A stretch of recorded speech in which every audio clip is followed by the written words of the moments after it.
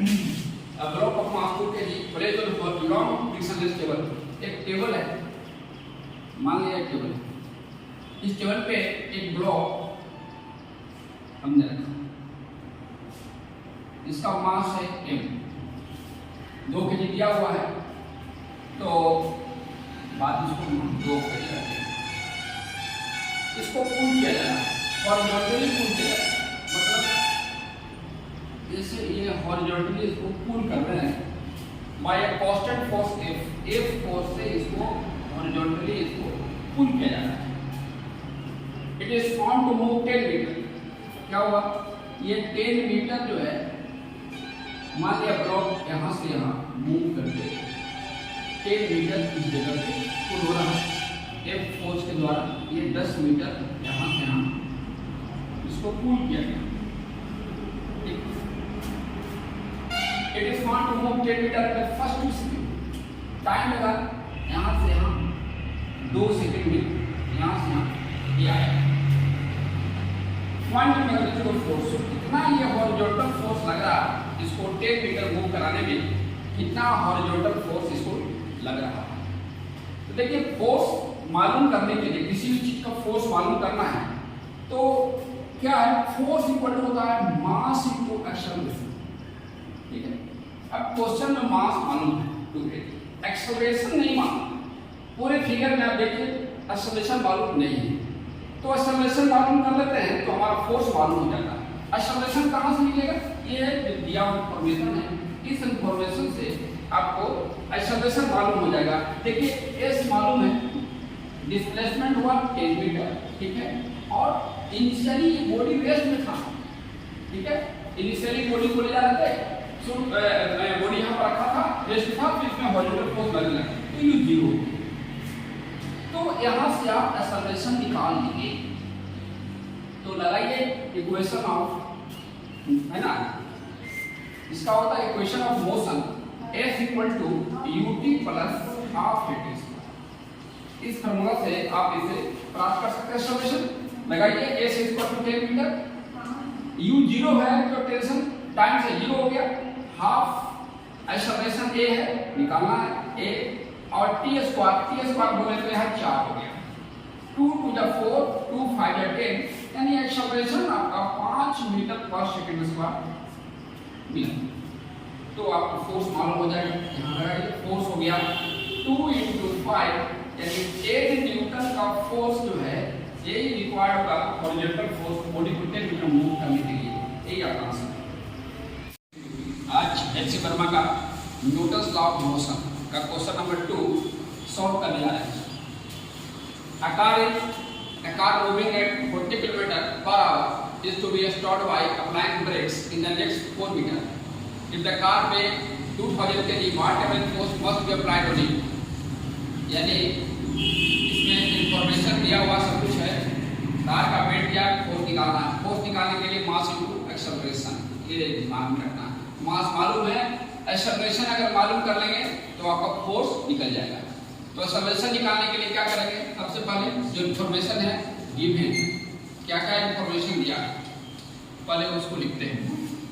Car initially car move कर रहा है, वो 40 km/h से मूव कर रहा है, ठीक है, तो ये बन गया आपका 100/9 मीटर पर सेकेंड। इनिशियली फिर उसको स्टॉप कर दिया, it to be stopped by applying brake, stop हो गया यानी फाइनल वेलोसिटी 0 जाकर रुक गया, 0 मीटर पर सेकेंड, ठीक है। कितना गया, 4 मीटर गया, यानी डिस्प्लेसमेंट 4 मीटर हुआ। If the car weight 2000 kg, car का मास मालूम है m इक्वल टू 2000 kg, तो निकालना क्या है, फोर्स इक्वल टू, ये है आपका क्वेश्चन। इसमें सारा इंफॉर्मेशन मालूम है, बस एक्सेलरेशन मालूम हो जाएगा तो फोर्स मालूम हो जाएगा। एक्सेलरेशन कैसे मालूम है, इक्वेशन ऑफ मोशन लगाइए, v² - c² = 2as, ये फॉर्मूला लगाइए, तो v² 0 हो गया, 0 हो गया, 0 का स्क्वायर माइनस ये हो गया 100 × 100/9 × 9 इक्वल टू कितना हो गया 2 इंटू ए इंटू डिस्प्लेसमेंट है 4 मीटर गया 4, तो आपका आ गया minus 100 into 100 by 9 into 9 equal to यहाँ हो गया कितना 2 इंटू 4 इंटू ए, इसको कट करिए तो 25 से कट गया, ये 250 से कट गया, यानी एक्सेलरेशन जो मालूम हुआ वो माइनस 1250 बाई 81, ये हो गया मीटर पर सेकंड स्क्वायर। ये रिटार्डेशन हो रहा है, निगेटिव है यानी बॉडी रुक रहा है, इनिशियली इतना था धीरे धीरे करके रुक गया। ऐसा कहने का मतलब है इसका मैग्नीट्यूड हम यही लेंगे, जहां भी हमको लेना होगा इसका मैग्नीट्यूड यही होगा, क्योंकि ये बता रहा है कि बॉडी धीरे धीरे जाके रुक गया, निगेटिव एक्सेलरेशन। तो अब आइए हम इसका फोर्स मालूम करें, तो फोर्स इक्वल टू क्या होता है, फोर्स इक्वल टू होता है मास इनटू एक्सेलरेशन। चलिए तो मास मिल गया 2000 इनटू एक्सेलरेशन हो गया आपका 1250 बाई 81, ठीक है। अब इसको सॉल्व करेंगे तो कितना मिलेगा 5 टू 10 2 टू 4 5 2 1 2, ये हो गया तो 100 अरे 0 बाई 81। इसको आप सॉल्व करिएगा तो सॉल्व करके 3.08 मल्टीपल 10 टू पावर 4 न्यूटन, ये आपको प्राप्त होगा रिक्वायर्ड आंसर। आज जो है SC Verma Newton's law of motion का क्वेश्चन नंबर 3 सॉल्व कर जाए।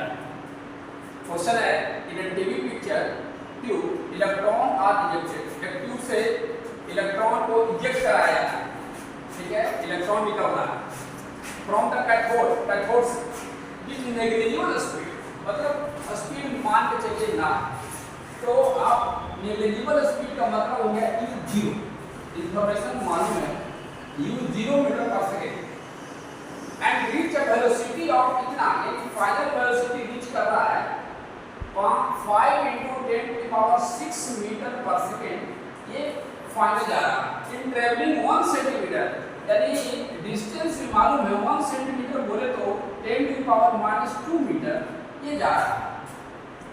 एज्यूमिंग मान लीजिए स्ट्रेट लाइन मोशन, यानी ये इलेक्ट्रॉन जो है, ये आपका इलेक्ट्रॉन है वो स्ट्रेट लाइन में जा रहा है, स्ट्रेट लाइन। एज्यूमिंग मान लीजिए straight line motion, find the constant force ejected on the electron, तो इस पर कितना कांस्टेंट फोर्स लग रहा है इसको इंजेक्ट कराने में, इसको निकालने में कितना फोर्स लग रहा है। द मास ऑफ इलेक्ट्रॉन, इसका मास मालूम है, mass equal to 9.1 multiple 10 to the power -31 kg, ये मालूम है। तो कितना फोर्स लग रहा है, ये फोर्स मालूम करना, फिर तो वही है कि फोर्स जो है फोर्स इक्वल टू होता है मास इनटू एक्सेलरेशन, यानी इस इंफॉर्मेशन से अगर एक्सेलरेशन मालूम हो जाए तो आपको ये फोर्स मालूम हो जाएगा। इस तरीके का वही अगर ये क्वेश्चन ऑफ मोशन क्या है, v² - u² equal to 2as, इससे लगा तो v² क्या हो गया 25 5 का 25 इंटू 10 टू द पावर 12, इसका स्क्वायर करेंगे तो और equal to 2 into a, acceleration मालूम करना है, s हो गया 10 टू द पावर -2 कितना मीटर। तो क्या हो गया यहाँ एक्सेलरेशन इक्वल टू कितना हो जाएगा, इसको नीचे भेज दिए तो हो गया कितना 25 into 10 to the power 12 by 2 into 10 to the power -2 equal to क्या हो जाएगा 12.5 इंटू 10 टू द पावर 14, इतना मीटर पर सेकेंड स्क्वायर, ये आपका एक्सेलरेशन मालूम हो गया। अब यहाँ लगाइए क्या होगा, force equal to mass into acceleration, mass है 9.1 multiply 10 to the power -31 into acceleration हो गया 12.5 इनटू 10 टू द पावर 14। अब इसको मल्टीप्लाई करेंगे कितना मालूम होगा, तो 12.5 से मल्टीप्लाई किए 9.1 को 125 मालूम हो गया, 5 9 45 4 9 to 18 4 22 9 1 9 11, यानी आपका आ गया 5 7 3 1 1, यानी आपको पॉइंट कहाँ जाएगा a s 2, यानी आपको मिल रहा है 113.75 into 10 to the power -17 17 हो गया। अब इसको सॉल्व करेंगे फिर से, तो 1.1 मल्टीपल 10 to the power -15 इतना न्यूटन रिक्वायर्ड आंसर में भी force 1.1 into 10 to the power -15 newton पूरा। That's all. SC. Verma, Newton's law of motion, question 4. A block of mass 0.2 kg suspended from the ceiling by a light string. एक ceiling में, ये ceiling मान लिया, इसमें एक ब्लॉक लटका हुआ है, सस्पेंडेड, इसलिए ब्लॉक सस्पेंडेड है ceiling. A second block of mass इतना kg suspended from the first, और इसमें एक दूसरा ब्लॉक ये सस्पेंडेड है ना, ये है 0.2 kg का और ये है 0.3 kg का, दोनों सस्पेंडेड है from the first block through another string. Find the tension in the two string, दोनों में टेंशन कितना होगा, इस स्ट्रिंग में टेंशन कितना होगा और इसमें टेंशन कितना होगा। मान लिया कि इसमें टेंशन है T1 और इसमें मान लिया है T, ये टेंशन, ठीक है। तब इसमें कितना टेंशन, पहले इसमें प्राप्त करते हैं कि इसमें टेंशन कितना है, ये वाले इसमें टेंशन कितना है। तो देखिए ये जो रस्सी है, स्ट्रिंग है, वो इसको लटकाए ऐसे, यहाँ से ऐसे लटकाए, तो ये जो रस्सी जो स्ट्रिंग है वो इसलिए टाइट है क्योंकि ये इसका वेट इस पे, इसका वेट, इसके वेट की वजह से, यानी T1 जो आपका है, T1 इक्वल टू क्या है, इसका वेट, यानी ये हो गया आपका 0.3 into g, ये वेट जो इसमें लटका हुआ है, ये पूरा इसका सिचुएशन है T1, यानी T1 इक्वल टू क्या हो गया 0.3 into g 10, यानी 3 न्यूटन। यानी ये जो रस्सी है वो इस ब्लॉक को इतना न्यूटन से खींच रहा है, ये टेंशन इसमें ना, इसमें टेंशन कितना, तो ये जो टेंशन, ये जो खींच रहा है, ये वाला जो बॉडी को ये टेंशन से खींच रहा है, तो ये वाला ब्लॉक का वेट है और प्लस नीचे से भी इसमें लटका हुआ है, नीचे भी इसमें लटका हुआ है, ये वाला ब्लॉक की वजह से ये T1 इसमें लटका हुआ है, तो T1 लटका हुआ खींच रहा है इसको, यानी T इक्वल टू आप लिख सकते हैं कि इसका वेट और प्लस ये वाला टेंशन नीचे की तरफ, यानी 0.2 into g प्लस T1, ये दोनों, यानी आपका 0.2 into 10 प्लस T1 यानी 3 मिला हुआ है, यानी कितना हो जाएगा 2 प्लस 3 5 न्यूटन का फोर्स ये रस्सी यहाँ लगा रहा है, ये आंसर, और T1 इक्वल टू ये answer, 2 answer of this question. SC. Verma, Newton's law of motion, question number 5। Two blocks of equal mass m are tied to each other through a light string. दो block है same mass का, मान लीजिए ये block है कि दोनों का मास सेम है m, दोनों को टाइड करना है, एक स्ट्रिंग से दोनों को जोड़ दिया। One of the block is pulled along the line joining them, इसी लाइन में फोर्स F लगाकर इसको खींच रहे, block is pulled along the line joining them with a constant force F, find tension in the string joining the block। तो जब खींचेंगे इसको इधर से तो इसमें फोर्स लगेगा, तो ये वाला इधर इसको खींचेगा। मान लिया इसको जब इधर खींचते हैं तो टेंशन ये वाला लगाता है, तो ये अपने तरफ खींचेगा, इसको मान लिया ये टेंशन टी से खींचेगा इसको इस तरह से। तो ये बॉडी दोनों चला है ए एक्सेलरेशन से, जब फोर्स लगेगा तो एक्सेलरेशन दोनों सेम, तो वेट टेंशन मालूम करना है दोनों के बीच। जब इसको खींचे तो इधर खींचेगा, बस सिंपल बात। तो देखिए यहाँ कि mass into acceleration equal to mass into acceleration, जब फोर्स लगाएंगे तो mass into acceleration equal to F minus T, F minus T ये चलेगा। और ये जो टी है इसको खींचेगा साथ में, यानी यहाँ पर ये टी, ये वाला जो टी है वो इसको खींचने का भी काम करता है, यानी again mass into acceleration equal to T. इसके लिए ये बॉडी ए हो गया, ये बॉडी बी हो गया, यानी कहने का मतलब हो गया कि equation of motion, equation of motion of body A के लिए आप M A minus F minus two, और इसके लिए क्या है इक्वेशन ऑफ मोशन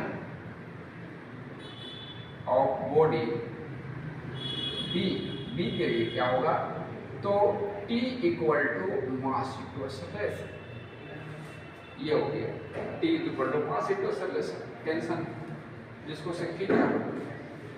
तो ये दोनों को आप ऐड कर सकते हैं ऑन एडिंग, है ना, on adding first and second, दोनों को ऐड कर दिया तो क्या कर लिया, M A equal to F minus T और M A equal to T,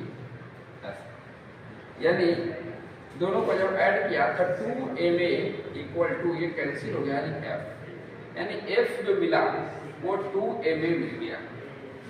तो नाउ ऐसे Verma Newton's law of motion question number 6, a particle of mass 50 gram moves on a straight line, the variation of speed with time is shown figure, find the force acting on the particle at t equal to 2 second, 4 second, 6 second, 4 second पे क्या होगा particle का speed force क्या होगा, ये 2 second पे क्या होगा निकालना होगा। मास दिया हुआ है, मास इक्वल टू दिया हुआ है 50 ग्राम, 50 ग्राम बोले तो 50 × 10⁻³ kg, ये मास दिया है पार्टिकल का। अगर एक्सेलरेशन मालूम हो जाएगा तो फोर्स मालूम हो जाएगा। आपको हर जगह का एक्सेलरेशन मालूम करना होगा, 2 सेकंड में कितना एक्सेलरेशन है, 4 सेकंड में कितना है, 6 सेकंड में, अब कौन सा पॉइंट, तो पहले 2 सेकंड में एक्सेलरेशन कितना है ये प्राप्त करना है कि 2 सेकंड में एक्सेलरेशन कितना मालूम, कितना दिया हुआ है। तो आइए, तो 0 से 2 सेकंड यहाँ है और ये 10 सेकंड है, तो एक्सेलरेशन इक्वल टू क्या होता है, ये स्लोप बता रहा है, एक्सेलरेशन मालूम हो जाएगा इस स्लोप से। तो क्या होता है 0 है, 0 से 2 है और यहाँ से 10 है, यानी कहने का मतलब है ओ पी क्यू, यानी ओ पी क्यू यानी O Q equal to acceleration A equal to O Q, और ओ क्यू इक्वल टू क्या हो जाएगा यहाँ पे Q P by O P, यानी कितना हो जाएगा 10 बाई यहाँ पे 2, यानी 5 मीटर पर सेकंड, यानी यहाँ पर 2 सेकंड के पास जो एक्सेलरेशन है, यानी कहने का मतलब हुआ कि force equal to mass into acceleration, यानी 50 ग्राम 50 इंटू 10⁻³ इंटू 5, यानी कितना हो गया 250 इंटू 10⁻³ न्यूटन, यानी 0.250 या जो भी हो इतना न्यूटन का फोर्स लगेगा, इतना एट 2 सेकेंड, ये 2 सेकेंड पे इतना लगेगा। अब है एट 4 सेकेंड, 4 सेकेंड पे कितना लगेगा, तो 4 सेकेंड में देखिए वेलोसिटी चेंज नहीं हो रहा है, वेलोसिटी 0 है, कांस्टेंट है ना, तो वेलोसिटी चेंज नहीं हो रहा है, वेलोसिटी चेंज नहीं हुआ, एक्सेलरेशन नहीं होगा, एक्सेलरेशन 0। यानी कहने का मतलब है कि एट 4 सेकेंड एक्सेलरेशन 0, तो फोर्स कितना हो जाएगा, मास इनटू एक्सेलरेशन यानी 0 न्यूटन हो गया एट 4 सेकेंड के लिए। अब कहता है 6 सेकेंड, एट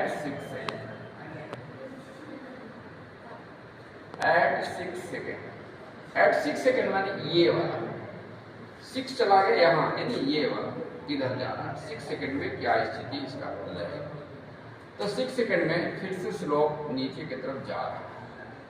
आप देखिए यहाँ 6 से 8, यहाँ 2 और यहाँ फिर से कितना 10, 2 और 10 है फिर से। तो एक्सेलरेशन क्या हो जाएगा यहाँ पर, एक्सेलरेशन नहीं, यहाँ पर रिटार्डेशन है, स्लोप है नेगेटिव है 5 मीटर पर सेकंड, इतना बाई इतना 10/2, फिर से इसी के जैसे 5 मीटर पर सेकंड।